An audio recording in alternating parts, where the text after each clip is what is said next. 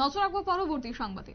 Police সপ্তাহ চলছে এবং পুলিশ সপ্তাহ উপলক্ষে রাজ্য জুড়ে বিভিন্ন কর্মসূচি হাতে নেওয়া হয়েছে। বিশেষ করে যারা স্কুল ছাত্রছাত্রীরা রয়েছে তাদের দিয়ে করানো হচ্ছে দায়িত্বপূর্ণ ভূমিকা পালন, এবং সেই সঙ্গে আজকে দেখা গেছে ছাত্রীদের নিয়ে ট্রাফিক নিয়মকানুন সম্বন্ধে আজ এক মহড়া অনুষ্ঠিত হয়েছে। খোয়াই শহরে খোয়াই অফিস ডিলার ট্রাফিক ইউনিটের সামনে বিভিন্ন স্কুলে ছাত্রছাত্রীদের দিয়ে ট্রাফিক নিয়মকানুন শেখানো হয়েছে। উপস্থিত ছিলেন খোয়াই মহকুমা পুলিশ আধিকারিক রঙ্গদুলাল দেববর্মা, খোয়াই মহিলা থানার ওসি মিনা দেববর্মা, খোয়াই থানার ওসি সুবীর মালাকার সহ অন্যান্যরা। কি রয়েছে বক্তব্য শুনুন। সেই জন্য আমরা এখানে জমায়েত হয়েছি। আমরা টার্গেট ছিল 20 জনের মতো, এখন দেখি আমাদের এখানে আসে বাইজালবাড়ি আসে, তো তুলনামূলক 30 জনের মতো হবে 3 জায়গা থেকে।